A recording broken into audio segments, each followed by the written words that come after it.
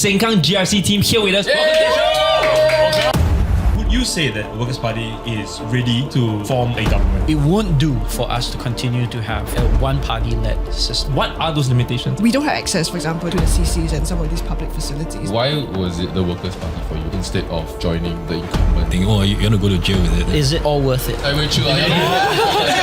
Curious. Stop only.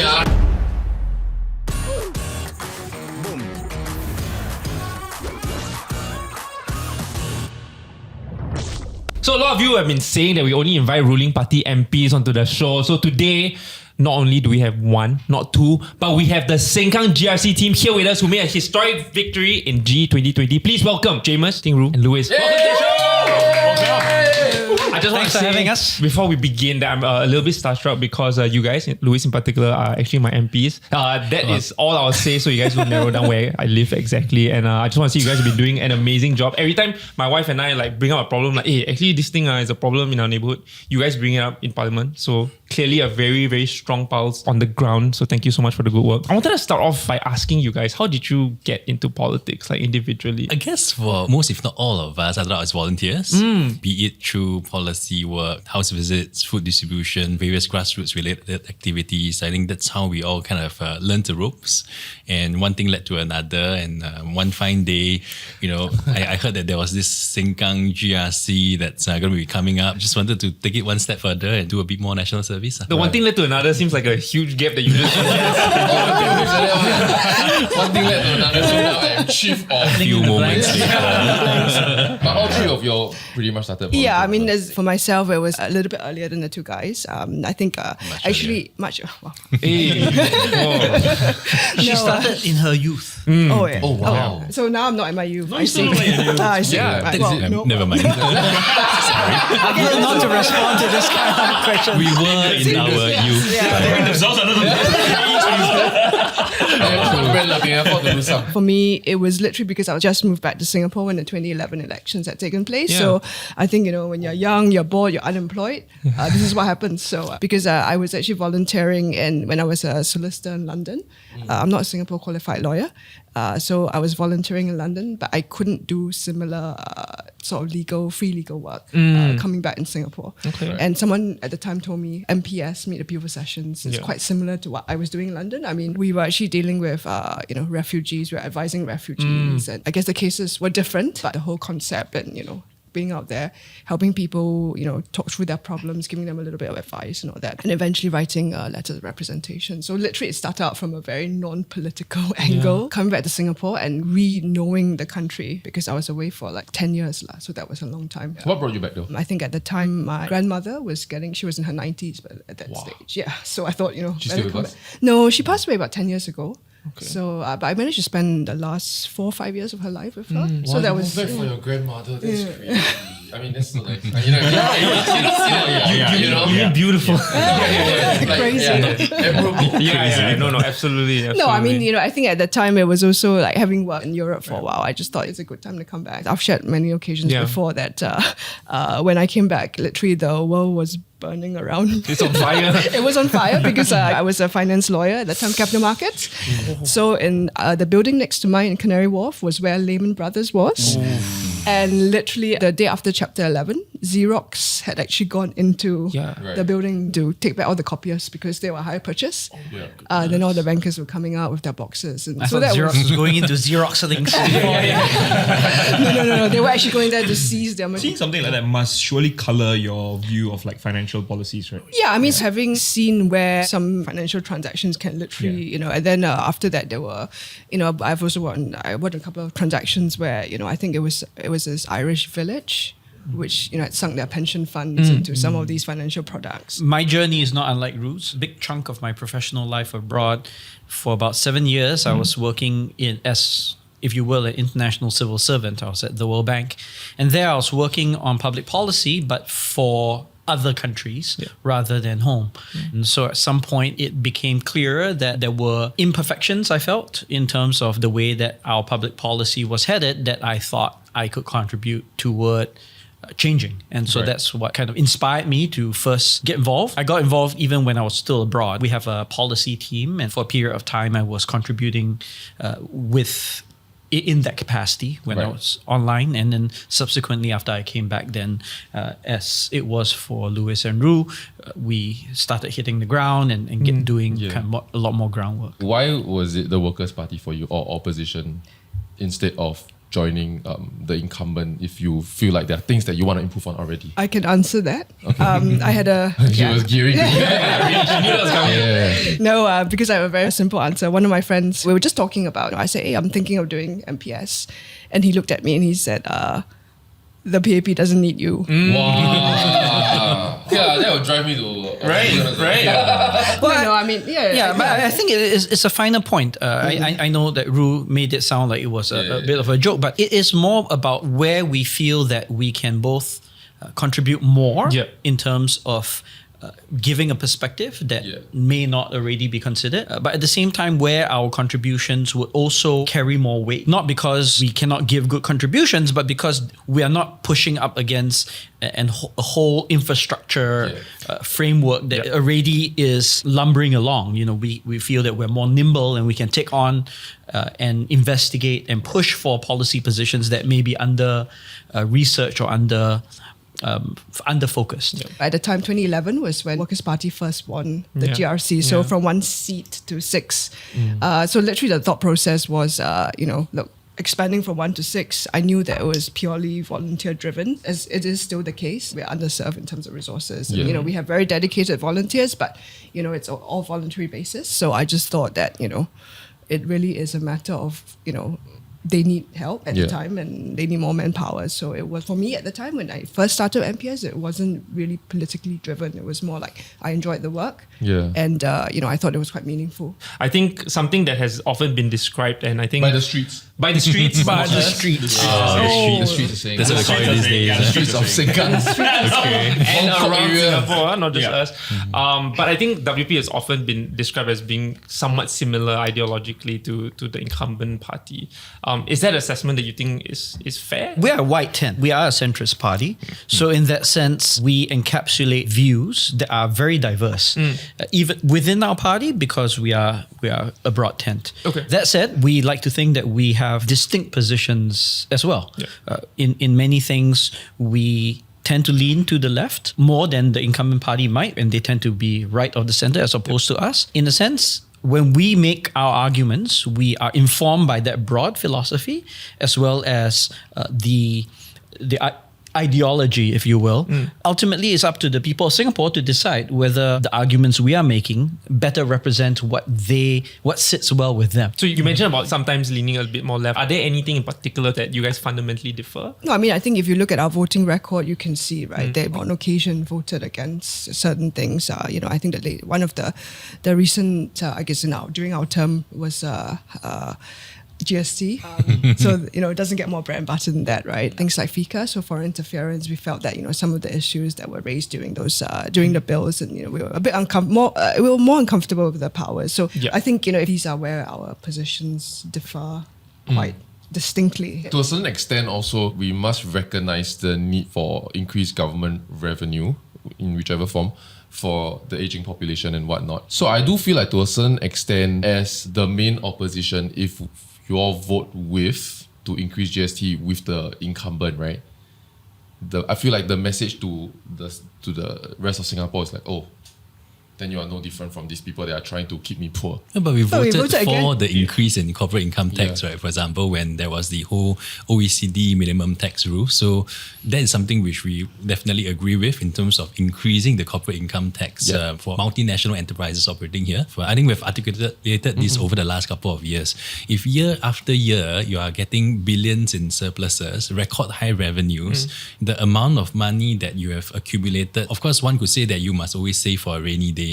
But the important thing to consider is that, look, if you are already doing so well to the extent that because you already have the revenue increases that's supposed to cover what the GST hole is supposed to plug. then why do you still need to then increase the GST? So I think what we tried to do is to say that other than the GST, these are some of our different levers, which Jamus talked about quite a bit in terms of just putting out there that, is it really a must for us to increase the GST? Is there nothing else that we can consider that is a lot more progressive and rather than regressive in nature? The way we see it is that firstly, is there a need to increase? And also, why is it now? Is now the why right now, time? yeah. Yeah. The last 5 years was also the first time for you guys being MPs. How's it been? Like everything you guys expected? Well, yeah. Everything you guys expected. Yeah, we completely saw the future. We knew what we were getting ourselves into. Like no. So not at all. What's the biggest difference though? Yeah. For us also, because when we were elected, it was literally right in the middle of COVID. Yeah. 2.5 years were dealing with COVID. Our teams had to be quite nimble and flexible in terms of knowing how to do things, when I suppose like even things like, I think we were not allowed to have MPS in the beginning and we had to pivot Like virtual online. Yeah, we had to do and all that. virtual online to figure out.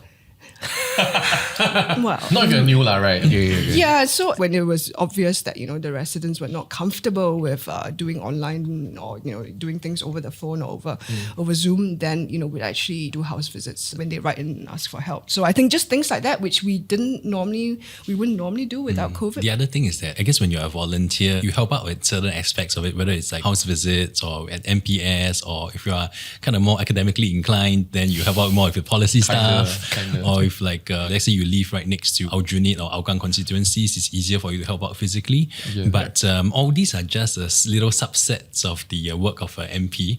In fact, I think the joke is that MP really stands for multi-purpose. So really you got to kind of figure out everything. And of course, there's just so many aspects of the MP's role that you don't really know that you are supposed to do until you get into the job. But then who tells you? I don't think the incumbent left your hand over shit, right? No, but we've had the benefit that although we are the first time MPs, but we have the benefit of other people in the party that.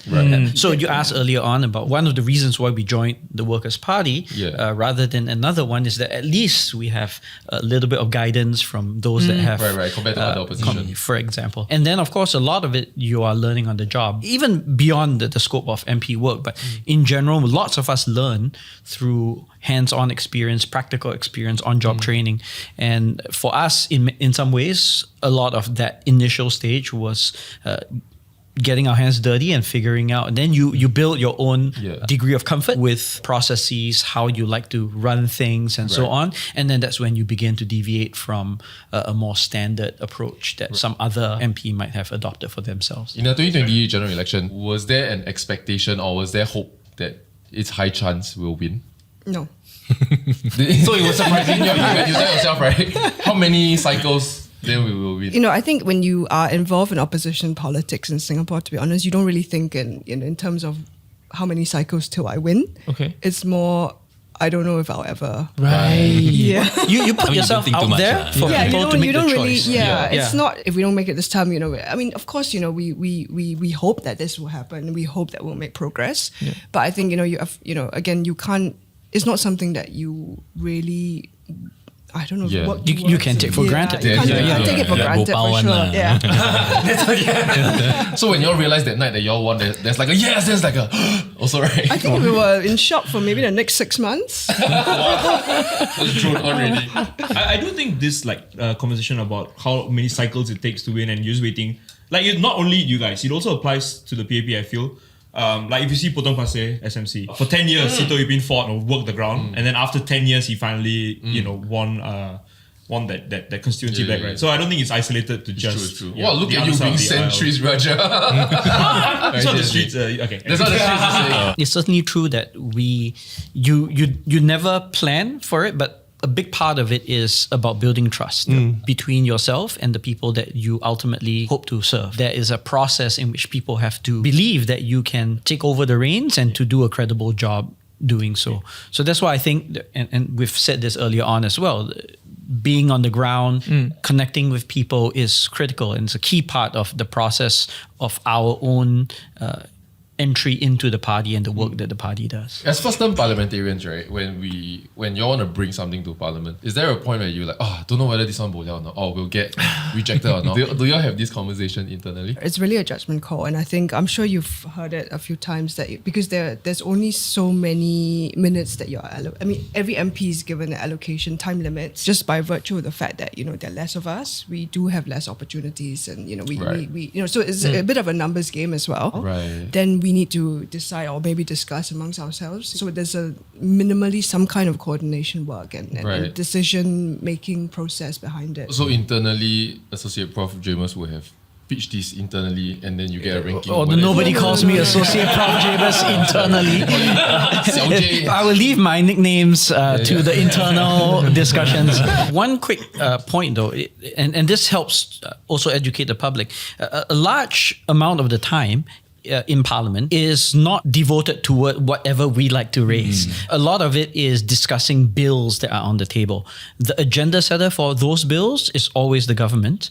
They put it on the table. It's modifications of existing laws that they would like to change or new laws they would like to roll out. And then the debate goes on around those. So it's largely constrained to those. It is, in fact, only during budget and committee of supply this time of the year where MPs, and we only have 20 minutes each, have some liberty to try to bring up topics that would be of greater interest either to themselves or their constituents. But most of the rest of the time, we are reacting to bills and we try to bring in our point of view in those things. But in terms of the topics that are to be discussed, those are set by the government. Given that your time is so limited, so how do you actually balance the time? Because you can be talking about macroeconomic issues or bigger picture issues, but there's also bread and butter issues that you want to bring up from your constituents. So how do you actually balance that time? It's not really all or nothing. I think sometimes some of the macroeconomic issues, for example, if Jamus brings that up, ultimately it does affect residents. So, it's getting that. So I think sometimes people will say, why are you talking about climate change where, the bread and butter issues? But our argument is actually climate change is bread and butter. But we do actually get questions, 5 questions per day of sitting.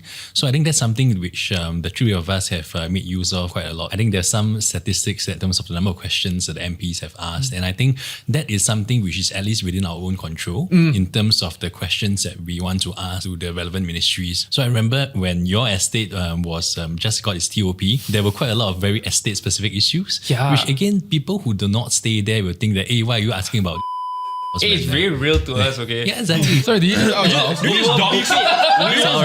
It's okay. You can beep that. You were doing so well. Actually, it's When okay. he goes to Parliament next and he says, Sorry. Actually, I recently went on a podcast and the guy and everyone was shocked.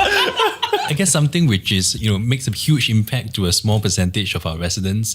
It's also something which is worth talking about and not just something which affects all of us, whether it's macroeconomic issues, climate change, all of those are important. But I think what's also important is that we make sure that everyone's kind of voices and concerns are heard. I think that's what we are supposed to do, right? And I think sometimes the thing that people don't realize that we also do a lot of engagement with the various agencies offline. Yes. Yeah, so I think that a lot of the work is also done either through the town council or even through MPS cases. So I'm very curious about that. Like, what is it like? Because you do have to work with LTA and NEA and those are agencies under the government, right? Yes. Is it a collaborative process or are there roadblocks just because you guys are opposition MPs? No, ultimately our civil servants, they do work for citizens of Singapore and, I think our residents of Singapore, they are public agencies and their job and they are very professional and I think their job really is just to make sure that if there's something to be done, if they need to address an issue and likewise our town council, our officers, it's not really, if you don't support me. And that's the point we make to all our residents too. It doesn't matter whether they would have voted for us or not. Now that we are in that position, it's our job to do our very best for them, whether or not they are a supporter. Sometimes when we are in a difficult situation where, by the way, I voted for you, could you help me out?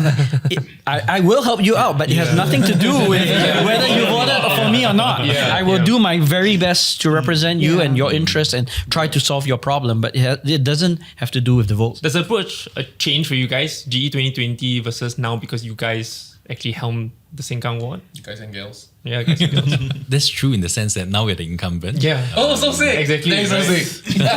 Ladies and gentlemen, we are still hosting incumbents. I'm so sorry. in Sengkang, but there's a report card that we also have to assess ourselves as to look, we wanted to come in to show that we can do the job, and now the pressure is on us to actually show that look, we have delivered rather than being a challenger in that sense. Rather than pitching lah. The only other point I'll add to that is that we were elected to do a job, which was the past 5 years. Yeah. So, of course, if we did this job well enough that the voters of Sengkang decide that they would like to have us again, that would be great and we would love that. But what our job was for the last 5 years was to make sure that we did the job that they voted us in to do the best we could. That was the main responsibility that we brought of each of the last 5 years. Speaking of which, as a Sengkang resident, something that is a little bit weird for me is that I go onto my lift and the first thing I see is actually not the town council's messaging. It's actually from PA and Residents Network, which is obviously not run by you guys. It's run by PA and the government. Like, is that a weird thing that the Residents Network still has such influence over residents? I mean, honestly, it's something that we just are used to. Right. No, I mean, having, like I said, having volunteered since 2011 is not something new to us. Okay. We knew what the landscape was like. So, we just work within our, whatever we can and work within our limitations. And I think just recently during the budget speech, I also kind of said, wow, instead of sitting around just going, oh, it's so unfair, or, oh, why don't we have access? Why don't we have resources? Why don't we have funding? We just go, okay, we look at what we don't have. We are aware of what the limitations are, but instead we look at what we have and then we build from there. So this is really playing to your strengths and, so making events that, okay, we might not be able to spend a lot of money on things, but, our residents appreciate, like, for example, the Christmas drive and also our Chinese New Year drives, donation, we collect donations. And it was a little bit novel when we started it. And, again, I'm very heartened that every year we have more and more things turning up and our residents coming with gifts and donations, whether within the community or with the less fortunate. Speaking of Christmas, I really love the banner you guys did and the outfits you guys chose. Oh, wow. Well, He's Model. That was your work? well, you have should be to channel extra. the spirit of the season. There you go. By the way, the photo shoot was in the multi-purpose. That was very hot. Wow, that was great photoshopping. Warm, man. Yeah. Borrow our studio, okay, next time. It was very hot. So sorry to jump from like serious to fun, but one thing I do want to bring up is that I think it's not known to a lot of people the obstacles you guys face as running a town council. Like, what are those limitations that you mentioned? I mean, just in terms of space, right? We had to do the photo shoot in the multipurpose hall. We don't have access, for example, to the CCs and some of these public facilities. So sometimes residents come to us and say, hey, how come your dinner's not in the CC in the aircon hall? And we're like, sorry, we don't have, we are persona non grata. Wow. When the bus interchange opens, when the CC opens, we find out through social media sometimes. And in my younger years, I used to get very angry when I heard about stuff like this. Younger I was years, like so angry about it. I'm like, what the hell? Like, that's not fair. Yeah. Like people voted for somebody and then they're not the ones who are giving out the bursaries or right. cutting ribbons. As meaningless as the ribbon cutting may seem to some people, like to me it's like the optics of it, right? It feels like we're still giving the people who didn't win like a lot of exposure still. And it feels like a bit of a crutch, like, oh, we're still, keeping you in here, keep your face out there, keep your ground game going. Yeah, but like as Ru said, you can whinge and moan, or you can be proactive and say what we can do, what is within our control, we go ahead and do that. And that's ultimately what the voters of Sengkang want us to do. They're not to complain and shake our fists at the sky, but to focus on what we can do, what we can control. I mean, of course, it's only human. Sometimes you do get frustrated and you think, in an ideal world, in the world that we would like to see, this wouldn't happen. And, we try to work towards that. And, we see our work as working toward, and hopefully one day we see some change. We hopefully push the door and doesn't slam in our faces too hard. I mean, talking about Christmas, right? On the plus side, somebody who's a friend who doesn't stay in Sengkang was asking me, how come you guys have so many Christmas parties and Chinese New Year parties? I guess that's the upside, right? So you can look at it from a glass half empty point of view, or a glass half full. Yeah, exactly. So I mean, that's I think in the past, the people before us have also said that, look, if you vote for the opposition, then you have a buy one get two kind of a situation. It's true. There's a lot of attention paid on But you. buy one gets free. Yeah, so you buy one, you get three instead. So that is a benefit to think about. Let's say this election, would you say that the Workers' Party is ready to form a government? Either, win a majority outright or form a coalition with other like-minded opposing parties as well? So for starters, it's not a secret. Our party has stated medium-term goal is to deny the 2/3 supermajority. Right. On the face of it, clearly we're not proposing that we're going to form a government. And I think that is done in the coming election. That is Still medium term. that is still on the table. To be fair, I think Singaporeans also want us to prove our chops. If we were to secure more GRCs, for example, then how we perform in those respective GRCs will be evaluated by Singaporeans. And in turn, that would inform them on whether we would be ready to get more of a representation in Parliament. So I think the whole process feeds back onto each other. I mean, I agree with you fully. Like I've said this multiple times when we've done other episodes, that personally, my vision for Singapore is that no one party can change the constitution without compromise, without getting everyone on board with the message. What would you say to the idea of like working with other opposition parties? There is some form of coalition going on now, right? I mean, we can't speak for the bosses now, but at least if you look at At least just a podcast, I will chill. Curious. Stop only the bosses, I will chill. It's a stupid internet show. I mean, you look at the history of the Workers' Party, I think we are just a small party, right? So if you look at the number of people that were fielded in the last election, even if everybody got in, we would not even have been able to deny the government the supermajority, right? So I think that's really reframing the starting point of where we are in terms of the scale and the size of the political kind of arena. Yeah. So I think a lot of it is really jumping ahead of ourselves, because I think it's also tough to convince people to join us and to actually run. How's recruitment for WP? Is it challenging to recruit for WP? People do feel sometimes a little bit intimidated, like the recruitment for voluntary work, and people do come, but Singaporeans are very stressed, they're very overworked as well. So sometimes people also kind of like drop out because of work commitments or family life. So we do see some of the happenings. But that's just, I think that's part of the normal churn. I think there was a perception, maybe not so nowadays, but at one point of time that there was some maybe career risk if you were to be part of opposition. Was that a consideration? Not for you even guys? from the government, right? It's just more of you are anti-government. Definitely last time that there's a lot of this fear going on. And I think part of the reason why I myself wanted to do this is to help to kind of debunk this myth that, look, you can continue to still have a professional career and yet still be in opposition politics without getting yourself into serious trouble. I think it's something which, progress takes time. I mean, even up to today, I think there are also still some people, believe it or not, that they believe that your vote is not secret.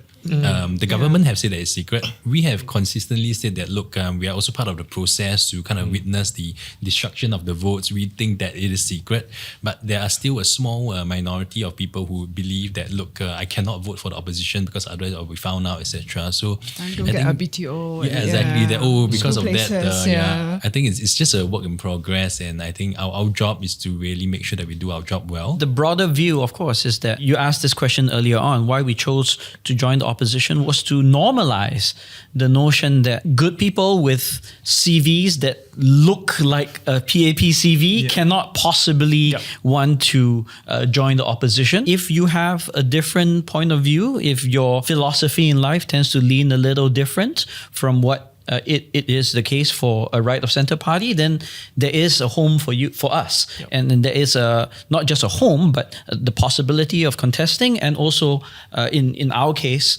being able to secure. And what we saw with G 2020 was like a huge dent that you guys made in terms of leader opposition being recognized as a role. So I think there's like a movement, I guess, that I think is somewhat positive, with especially amongst people who want more opposition voices in Parliament. Do you see this direction continuing? There's always this, I don't know if there's maybe he's got the technical term for it. There's a lot of lay people watching, so maybe less technical is better. No, I mean, I think there's always this misplaced optimism that, when progress is made, it's, it just keeps going. We always remind people that, between 2011, the two by-elections, it looked like, the Workers' Party was really like, because I was involved at the time, everyone was like, you guys are going to go ahead. But it came to 2015, that was a huge step back for us. We lost some seats, our vote share really plummeted. So I think people really shouldn't take that for granted as well, and just think that, it's for sure, we will always have opposition. I think with recent events and all over the world, that can very easily be rolled back. So just thought, I'll put it out there. I mean, if, for that matter, we don't take our position as the current incumbent for granted at all. We work every day to try to convince the voters of Sengkang that they made the correct choice in putting us to serve them. But of course, ultimately, that is the decision of the voters of Sengkang. And we take that responsibility seriously, but not at all do we assume that, therefore, we are a shoe-in in any way, shape or form. Something you mentioned about the process of like formulating a lot of these questions, something that I've learned off camera, oftentimes you actually hear the budget at the same time as we do. And so to prepare a lot of those questions, there isn't actually a lot of time. What is that process like, and how do you divide the questions among yourselves? No, I think to be honest, we just used to it already. Like, so when we see the bills, we hear the announcements. Autopilot.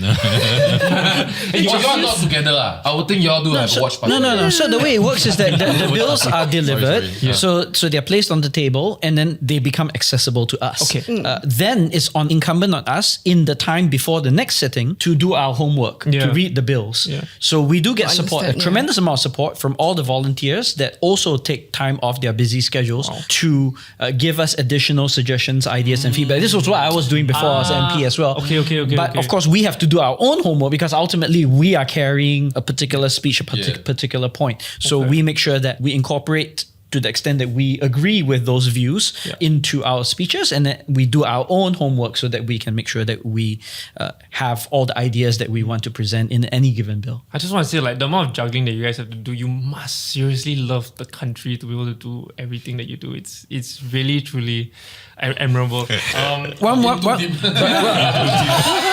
One story about that. Sometimes people ask, is it all worth it? And the funniest thing is when I think about it, you can think about some grand picture about how you're contributing and so on and so forth. But the stories that I am most reminded of are always the simple ones. There was a resident whose husband had been incarcerated and she was afraid that she was going to lose her house.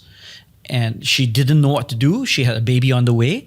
And we had visited her at a time when, in fact, when we first approached her, and we asked her, so is everything all right? She did the polite thing and said, yes, everything is fine. Eventually, as we continued to engage, she revealed that things were not, in fact, fine. To the extent that we could help, we reached out to the various agencies, authorities, right in to appeal to reschedule the loan terms and so on and so forth. It's a little thing if you think about it, but it completely would have altered the trajectory of this person's life. And it's these little stories which multiplied over the years that we have been in service. Those are the ones that I will always feel are the most meaningful ones that I carry with me. Yeah, I mean, for ourselves, look, we go into this knowing full well like the risk and so-called dangers that people always warn us of, right? I mean, for my own, so for myself, when I first brought up this topic to my parents, they think, oh, you want to go to jail with it? Wow! Because I mean, I guess they live in a time where back then, I guess people were sued and I guess people were made bankrupt, etc. And they just felt that there was too much to lose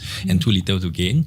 And for us, even if we do well, it's not as if we are promised like a ministerial position or anything. And to a certain extent, I always tell people that it's national service because you do want to help the country move forward. Every week when you see those 20, 30 cases or meet the people session cases, it's about like the young family who has like a foreign born child who is finally allowed to stay in the country, helping somebody kind of navigate like the whole maze and intricacies of financial support. I don't know if you guys remember this, but somehow I remember this poster back when you were in school about how there's this like starfish that the little boy was like throwing the starfish into the ocean. Do you see that poster? Or never mind, maybe it's a different era.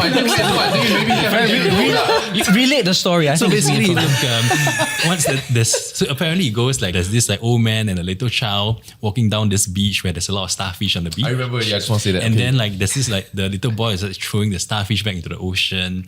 And then like the old man was like, hey, look, dude, like what are you gonna do? There's so many starfish out there on the beach. How are you gonna save all of them? And then a little boy just said, but it makes a difference to this one. Wow. So at the end of the day, like what Ru and Jamus said, we do our best to help. And I think for all MPs, I think that's what we are supposed to do. And that's what we try to do. The streets are saying that there have been instances in which WP MPs have like maybe raised issues in Parliament only to have PAP ministers later introduce like similar policies. Don't know lah, streets say got instances like this, right? When an instance like that happens, does WP see this as a win, or is it frustrating that the credit doesn't go to where it belongs? If we feel that this is the right policy and it eventually gets implemented, like to me, if I feel this is the best thing for Singapore, it's a win. It's a win. What she said.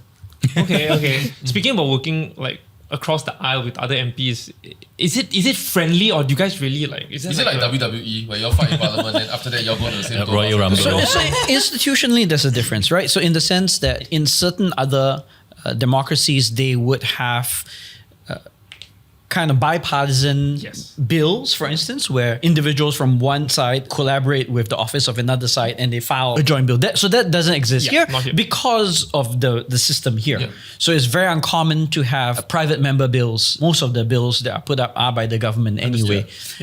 In terms of our interaction, obviously, it's all very professional, very, very cordial. It's not like we're fighting in the background in the members' room. And in fact, the system also ensures this, right? You are directing all your responses not to each other when you're in Parliament, you're directing them to the speaker. Well, that's the theory. That's the theory. That's the theory indeed. So it doesn't always that it goes through. No, I mean, like, you tell your mother that. Please tell the member from Right. But if you take it seriously, it does maintain us. And even if you are hot-headed, the fact that you are forced to direct the question at the speaker does diffuse tensions a little bit. Yeah, it's part of the design behind this. The reason why I brought up like whether you guys are cordial or not is because sometimes it is surprising to the internet, especially whenever there's like photos of like say Chinese New Year and maybe like Mr. Pritam Singh is actually low-hanging with like other PAP MPs, for example, or like some of you get invited to like overseas delegations. Seeing you guys as United Front is actually very heartening to a lot of Singaporeans, but surprising at the same time. Does it happen a lot? And it does feel like we watch this like WWE. Yeah. Like, there's no way Triple H and Stone Cold not friends. No, you do know that those guys are... Is it awkward for you guys when you guys do that? No. I mean, honestly, like when we are part of a parliamentary delegation, we represent Parliament, right? So, represent our different parties, and it's very much we are a delegation of the Singapore Parliament rather than of our party. Perhaps on more than one occasion would have disagreed with your family members, right? Oh, yeah. But ultimately, your family is still your family. Everyone rows in the same direction. And I think everyone who disagrees with where you should go for dinner or whatever it may be, usually family is low stakes, but you get my point that it doesn't mean that there is a need to be antagonistic about it just because you differ in what your preference would be. Yeah. Something that I think is a little bit of the elephant in the room, and I think there was recently obviously a court case with Saga and Pritam Singh. Some people expected that to maybe hurt the party, but what we saw online was that it almost solidified support for the party. Like what's your take on that? For Pritam's case, I mean, ultimately arises also because of the whole incident with our former teammate who had lied in Parliament and all. It is what it is. It's a matter before the courts, and I think it's being taken on appeal as well. Taken on appeal, and I think what's more important is that other than stepping up, I think the more important thing is that ultimately we still have a job to do. I mean, he's still the leader of the opposition. He's still an MP for our unit. We are still MP for Sengkang. I think we got a general election coming up. As far as we are concerned, it's just about making sure that we continue to do the job that we are supposed to do, and the residents are taken care of. Yeah, and ultimately the residents, everyone is entitled to their own views, and they'll have to decide lah. So being there for him lah, right, as a friend, I would think. So there's an element. We are of course professional colleagues, but because we are so small, as we already shared, we are also friends.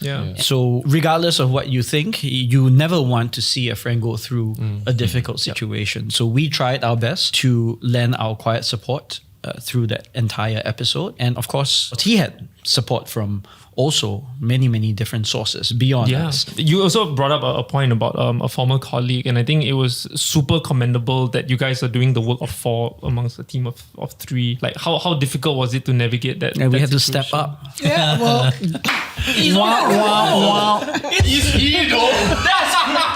I appreciate it. It's on the street. It's crazy. Do you have this prepared? How many more do you have? I have no idea. This comes to him. I have nothing to say to you. This I'm so amused. I love this. I love this. I'm so happy. I don't want to dwell too much on the drama side of things, but just to navigate that and to divvy up the work, it must have been such a difficult situation. I think it was important that we made it clear voters of Sengkang were not losing out in any way. So for that reason, we didn't want to find someone to just replace, to step in every now and then just to show up. No, what we did was we said those people would all be apportioned out. So we carved Sengkang up into 3 rather than 4, so that everyone had an MP. And to be honest, this is the GRC system as well, where you're a resident of Sengkang. I mean, the divisions and all that are mainly administrative, I would say. To be honest, like we also don't turn people away when they come to our MPS, because we are after all MPs for the whole GRC.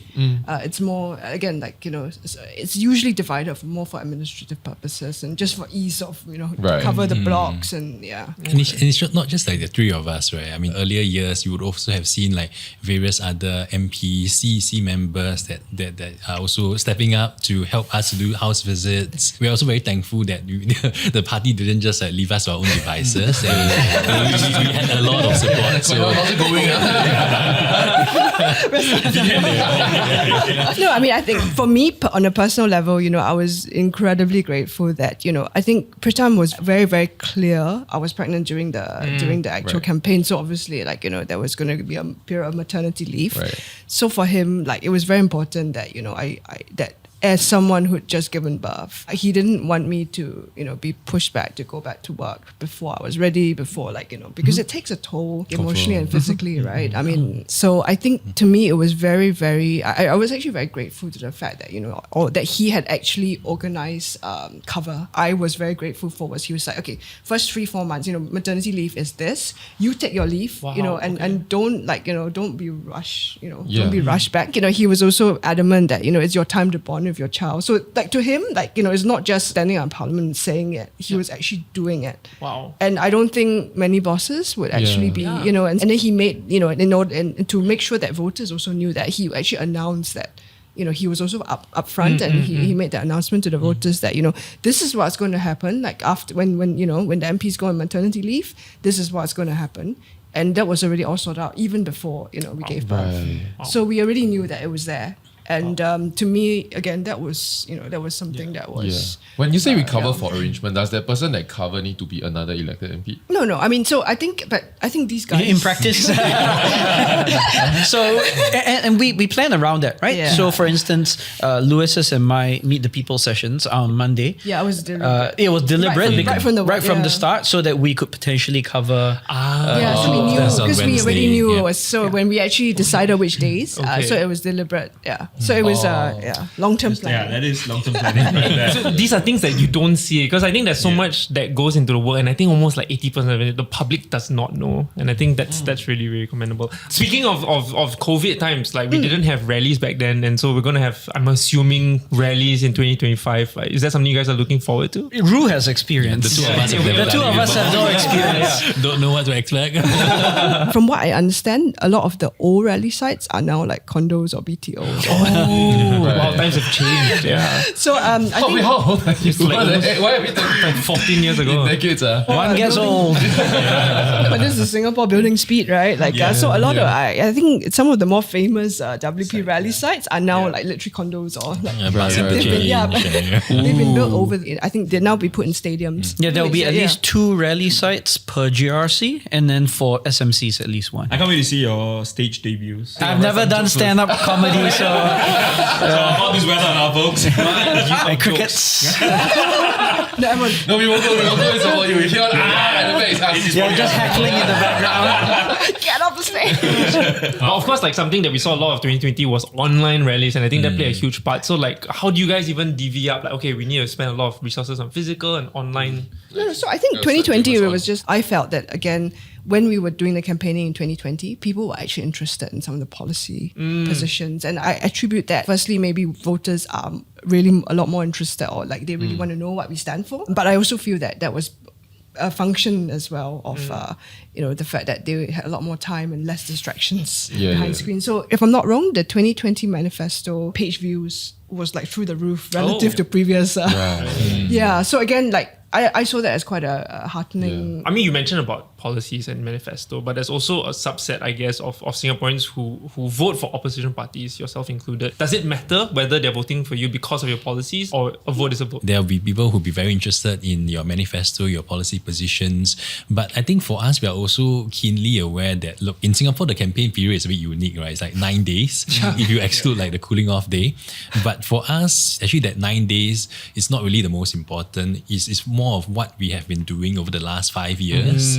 And I think that's something which we all kind of have been kind of consistently trying to do what we're supposed to do. And I hope and I feel that is much more important than what you say in one particular rally night where perhaps you may be having a bad hair day and I don't know. It's very easy for, I think, a lot of Singaporeans, especially those who maybe are not as politically involved, to kind of see opposition as just one block, even though you guys actually have very, very different beliefs. What's one thing about WP that you hope Singaporeans know about? As a party, I think that we have consistently been structured in the platform that we push. This is part of my role as Deputy Head of Policy to make sure that we are coherent in how we structure the different points that we are pushing across in our manifesto. And this applies not just within any given manifesto, but even across time. Of course, party positions do evolve as facts change and so on. But we consistently try to inform ourselves with a core set of philosophies, a movement toward more compassionate policy making, helping to make sure that even as a rich country, we don't forget to take care of the less fortunate among us, attention to long-term environmental sustainability and so on. All these matter and inform us as we build each manifesto and we go forward election cycle to election cycle. So I think that distinguishes us.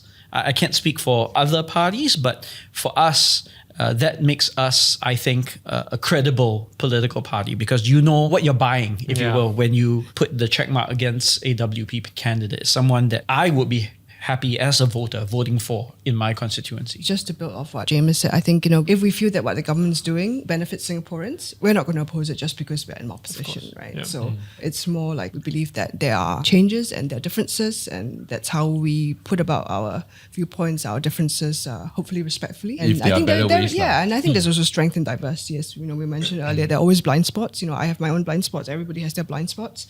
Everyone's life experiences are different.